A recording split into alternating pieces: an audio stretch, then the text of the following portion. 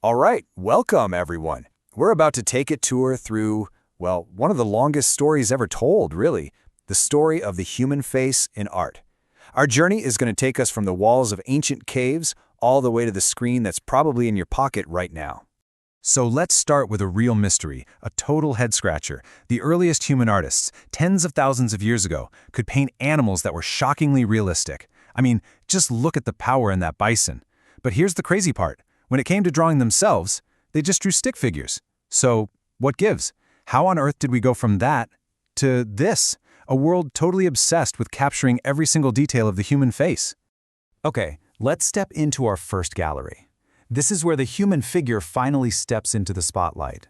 But as you'll see, it's not quite what you'd expect. These artists weren't trying to capture a likeness. They were trying to capture an idea. And just look at the timeline we're covering here. It's absolutely massive. We're going to watch the human image basically grow up, right? We'll see it go from just a simple mark to a symbol meant for eternity, then to this perfect idealized form, and finally to a portrait of a real individual person.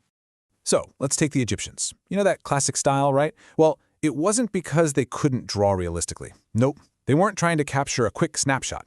Think of it more like a blueprint or a readable code.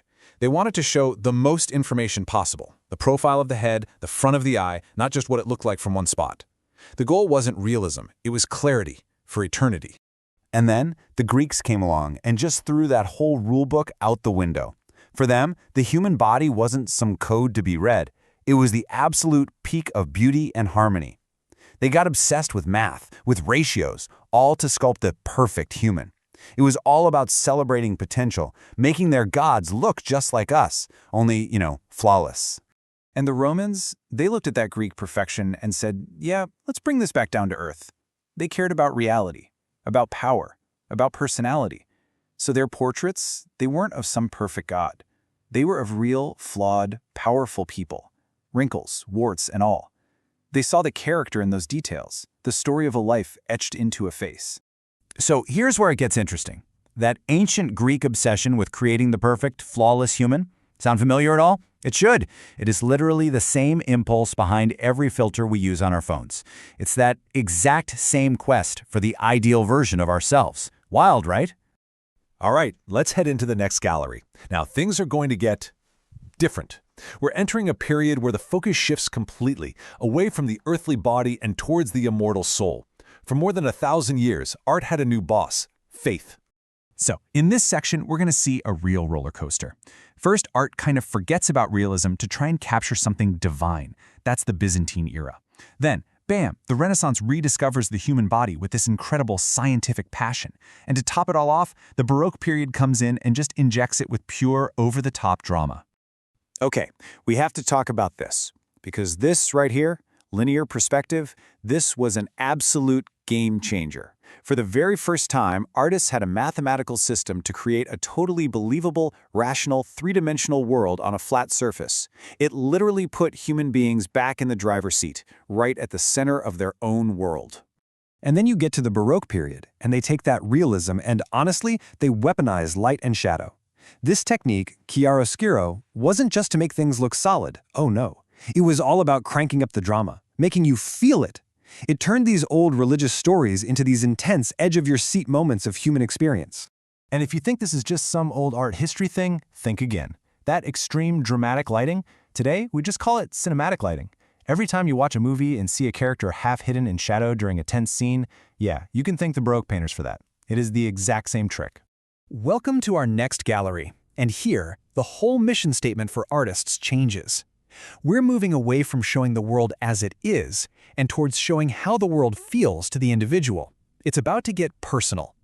You have to remember, this was an age of revolutions. Political, intellectual, the whole deal.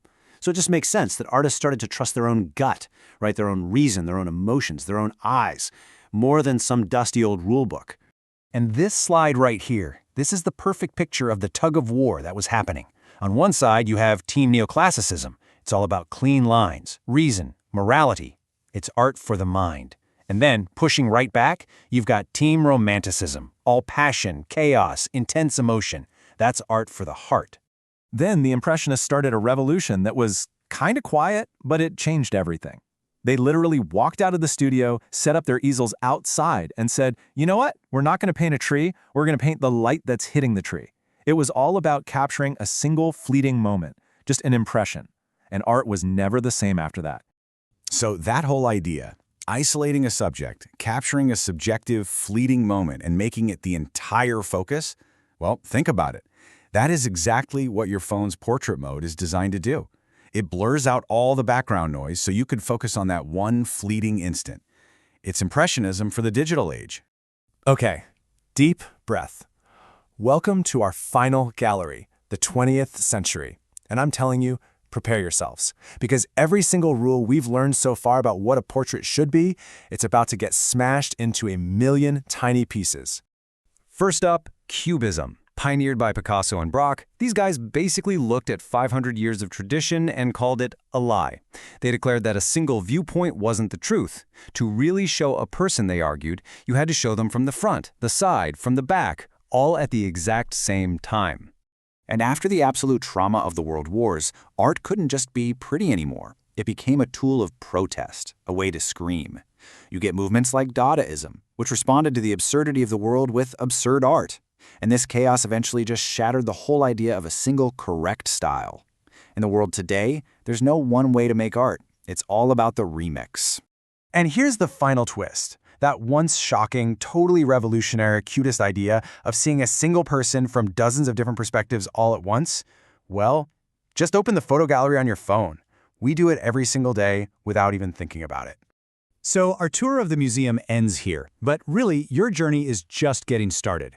Because you, right now, have inherited this entire toolkit.